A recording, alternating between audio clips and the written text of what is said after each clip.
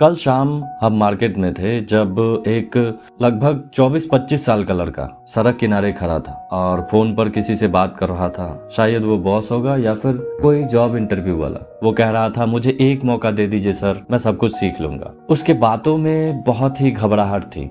उस वक्त मुझे एहसास हुआ कि हमारे देश में कितने टैलेंटेड लोग हैं जिनके पास हुनर तो है लेकिन कोई मौका नहीं दे रहा है, कोई रास्ता दिखाने वाला नहीं। तो फिर मैंने सोचा कि कुछ ऐसे गेस्ट से बात किया जाए जिनसे हम गाइडेंस ले सके और सीख सके, जो अपने लाइफ में अपने आप को पहले से बहुत बेहतर बना चुके हैं। इसीलिए आज मैंने 3 गेस्ट को इनवाइट किया था, लेकिन किस्मत देखिए कोई नहीं आए। लेकिन फिर सवाल ये उठता है कि क्या मैं रुक जाऊं या फिर अकेले ही सही उस लड़के के लिए और आप सब के लिए, हम सब के लिए वीडियो बनाया जाए, बात किया जाए और जवाब आपके सामने है। नमस्कार दोस्तों, मेरा नाम है अश्विनी कुमार और आप देख रहे हैं बजट फ्रेंडली पॉडकास्ट। आज का एपिसोड सोलो है लेकिन खास है क्योंकि उस लड़के में मुझे मेरा बीता हुआ कल दिखता है। जब लॉकडाउन लगा था 2020 में, तब हम और मेरा एक फ्रेंड दोनों ने मिलकर एक यूट्यूब चैनल बनाने का सोचा। यूट्यूब चैनल बनाया भी, जिसका नाम रखा अमेजिंग टू लर्न। उस पे हमने कंप्यूटर के बारे में वीडियोस डालने शुरू किए। उसमें हम वॉइस ओवर देते थे और वो वीडियो एडिटिंग करता था। रिस्पॉन्स भी अच्छा मिला, व्यूज़ भी अच्छे आए। कुछ लॉन्ग वीडियोस पे 1500 व्यूज़ भी गए और सब्सक्राइबर भी हमारे लगभग 500 के आसपास हो गए। फिर धीरे धीरे दोनों का कोऑर्डिनेशन सही नहीं बैठ पा रहा था। उसको कुछ पर्सनल काम भी आ जाते थे, तो इसलिए वीडियोस बनाने में लेट होने लगा। कंसिस्टेंसी मेंटेन नहीं रहा और फिर उस चैनल पे वीडियोस डालना हमने बंद कर दिया। फिर मैंने एक दूसरा चैनल बनाया जिस पर आप ये वीडियो देख रहे हैं। उस पे रैंडमली कुछ भी वीडियोस डालना शुरू कर दिया और लकीली 1-2 वीडियोज कुछ ज़्यादा ही वायरल हो गए और सब्सक्राइबर बढ़ते चले गए। आज इस चैनल पे लगभग 17,000 सब्सक्राइबर हैं, लेकिन मोनेटाइजेशन अभी भी ऑन नहीं हुआ। इसलिए हमको लगा कि अब कुछ मीनिंगफुल किया जाए और तभी ये आइडिया आया बजट फ्रेंडली पॉडकास्ट का।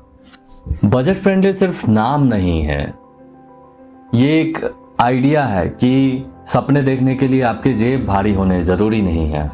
हम कम रिसोर्सेज में भी बड़े से बड़े सपने को भी साकार कर सकते हैं। बस जज्बा होना चाहिए और कोई गाइड करने वाला होना चाहिए जो सही गाइडेंस दे सके। हम रोज देखते हैं गांव का एक छोटा सा लड़का टूटे फूटे ट्राइपॉड के साथ, नॉर्मल सा एक मोबाइल फ़ोन के साथ वीडियो बना रहा है। कोई स्टूडेंट है जो कॉम्पिटिटिव एग्ज़ाम का तैयारी कर रहा है और साथ में ही कुछ अलग करने का सोच रहा है, लेकिन उसको भी गाइडेंस नहीं मिल रहा है। कोई अपना नया बिजनेस स्टार्ट करने का सोच रहा है, लेकिन वो शुरू कैसे करें इसी में अटक के रह जा रहा है।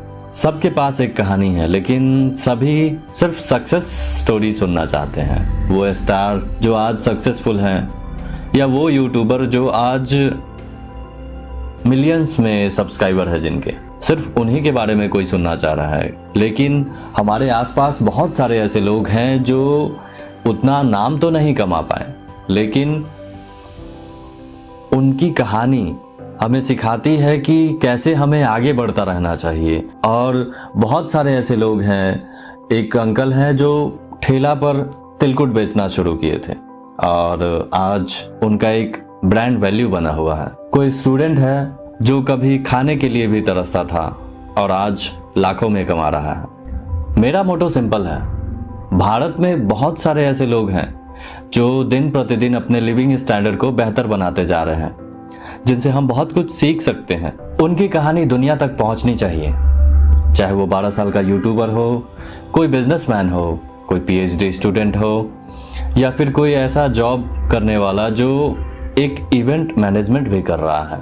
ऐसी बहुत सारी कहानियां हैं जिनसे गाइडेंस लेकर हम अपने जीवन में जो अटक गए हैं उस अटकन को हटाकर आगे बढ़ सकते हैं।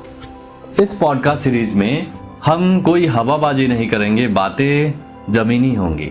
यहाँ हम बात करेंगे अर्निंग्स के नए तरीकों की जो आज के डिजिटल वर्ल्ड में काम कर रहे हैं, फेलियर्स और कमबैक की, स्किल्स और माइंडसेट की जो स्कूल में नहीं सिखाया जाता। थोड़ी सी बात होगी स्पिरिचुअलिटी की, और सबसे ज़रूरी बात होगी कि कैसे मेरे जैसा एक मिडिल क्लास इंसान भी अपने लाइफ स्टैंडर्ड को पहले से बेहतर बना सकता है। दोस्तों, ये पॉडकास्ट एक सफ़र है।